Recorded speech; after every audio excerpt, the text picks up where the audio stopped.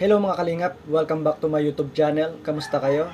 So guys, kamustahin natin si Joy Diwata. Ano nga ba ang kanyang pinagkakabalahan at paano niya nga ba hinahandle ang mga issue na mga pinupukol sa kanya.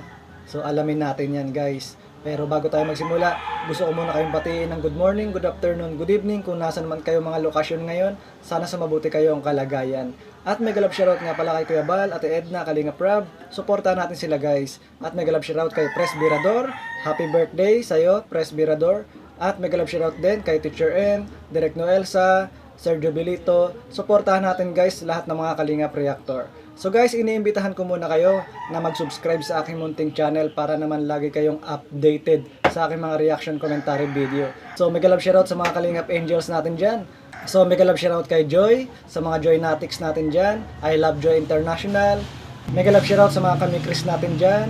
Ka Jomcar, ka Edsy. Suportahan natin guys mga Kalingap Angels. So guys, update tayo kay Joy Diwata. So kamustahin natin, ano nga ba ang pinagkakabalahan niya at paano niya nga ba hinahandle ang mga issue, bashing na pinupukol sa kanya. Pero guys, bago tayo magkomento, balikan muna natin yung last upload ni Kalinga Prab, yung pag-interview niya kay Joy Diwata.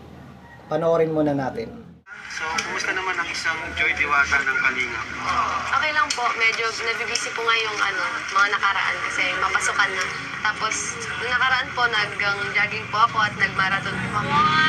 Opo. Nakita ko nga yun. Opo. Natapos mo yun? Ilang kilometers yun? 10 po. Galing. So, ano So ayun guys, grabe no. 10 kilometers yung tinakbo ni Joy Diwata. So ayun ang libangan niya, mag-jogging. At maganda po yan, good for the health.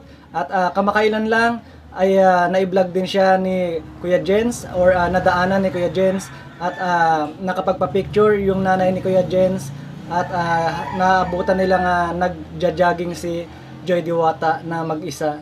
So ayun nga guys at kinamusta si Joy Diwata. So nakikita natin na libangan talaga ni Joy Diwata mag-jogging. kabalan mo ngayon, maliban sa schooling, sa aral, ano pa? Yun na, Yun lang jogging. po, jogging lang po. Ayan, so, about sa mga nangyari, paano mo siya hinaharap? Yung mga issue ano? Paano mo hinahandle? So tinanong ni Kalinga Prab paano niya nga ba na-handle ang mga issue, bashing. So ito yung sagot ni Joy Diwata. Hindi ko po alam kung paano ko na-handle, basta ano lang po ko.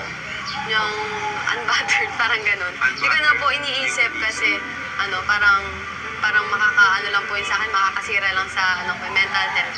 Parang nagja-jogging po ako, nililibang ko po yung sarili ko. Tsaka mas focus po ako sa sa goal ko na ito po, mag-aral po ako. Parang nag-advance study para hindi na mahirapan po. Ang malaking tulong.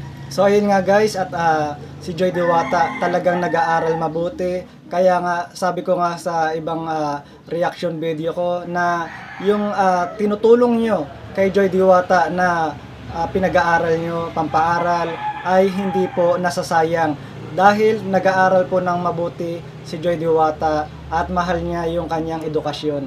So ayun nga guys, yung kurso niya, nursing, talagang mahirap talaga yung kurso na yan at maraming gawain. Pero ito nga si Joy Diwata, talagang hangad niya makatapos sa pag-aaral kaya pinagbubuti niya ang kanyang pag-aaral. Kaya sa mga nag-sponsor kay Joy Diwata, hindi po nasasayang kasi itong bata na ito masipag at talagang may pangarap sa buhay at ang goal niya makapagtapos sa kanyang pag-aaral. Pero ayun nga po, ang hangad lang naman ni Joy Diwata, matulungan ang kanyang nanay at mga kapatid kapag siya ay nakapagtapos na ng pag-aaral at nakapagtrabaho na. Mo lang din. Yung Danjoy ba is pinagsisisihan mo? Hindi po. Hindi po talaga. So ayun nga guys, tinanong ni Kalinga Prab si Joy Diwata kung ang Danjoy ba ay pinagsisihan niya. Ang sagot ni Joy Diwata, hindi daw. Hindi mo pinagsisisihan. Hindi po pinagsisiyan kasi malaking tulong po yung Danjoy sa akin. At nag-enjoy po talaga ako sa journey po namin ng Danjoy. Ano yung miss mo sa Danjoy? Siguro po pag nag-shoot kami, moments, di ba? So, ayan, si Joy Diwata very professional. Very professional siya sumagot at hindi siya mapagtanim ng galit sa kapwa. So, yun sa pag-end ng Danjoy, ano yung mga nabago sa sarili? Siguro po sa sarili ko yung pagiging independent ko po. Kasi parang kaya ko nang mag-decide ng sarili ko na hindi umaasa sa iba. Yun po. Okay. At So ayun nga guys, at si Joy Diwata, yung nangyari sa Danjoy ay naging independent siya at lalong naging matatag sa kabila ng mga issue na mga pinupukol sa kanya, mga pinagdaanan niya, mas lalo po siyang tumatag. Ganyan po si Joy Diwata. marami po akong natutunan sa Danjoy po. Nag-mature ako, yung personality ko, at mas lalo pong mas lalo akong naniwala sa sarili ko. So ayun nga guys, napanood natin si Joy Diwata. So update lang ito kay Joy Diwata. Pero ayun nga guys, napanood ko yung vlog ni Kuya Jens at may bulong siya na magkakaroon ng upload kay Joy Diwata. So iba-vlog si Joy Diwata guys. So abang-abangan natin yan guys. Pero ayun nga guys, balik tanaw tayo dito sa last vlog ni Kalinga Prab kay Joy Diwata na kinamusta si Joy Diwata at si Joy Diwata focus lang sa kanyang pag-aaral at si Joy Diwata ay lalong tumatag sa kabila ng mga issue na dumadating sa kanya. Kamakailan lang din may mga issue hanggang ngayon, may mga bashing na gumagawa ng paraan para i-bash si Joy Diwata pero hindi naman nagtatagumpay. So hindi pinopokus ni Joy Diwata ang mga pinupukol sa kanya, mga bashing, mga gumagawa ng mga pangbabash kay Joy Diwata. Bagkus si Joy Diwata nag-aaral ng mabuti at nagja-jogging na lang. At maganda nga yun kay Joy Diwata, ang habit niya, pagja-jogging, good for the health. So si Joy Diwata lalong naging matatag sa kabila ng mga dating love team niya at nagiging independent siya. So mas maganda nga yun, talagang strong woman talaga si Joy Diwata.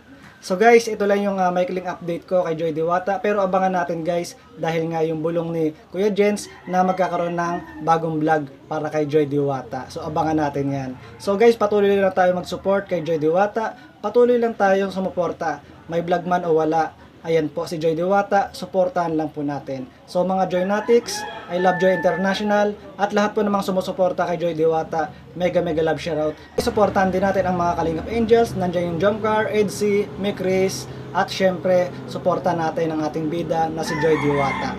Ayan. So ayun guys, suportahan din natin si Kuya Bal, Ate Edna, Kalingap Prab, para mas marami pa silang matulungan na nangangailangan. So ayun guys ang aking reaction video for today at magkita-kita ulit tayo sa next kong video. Thank you for watching.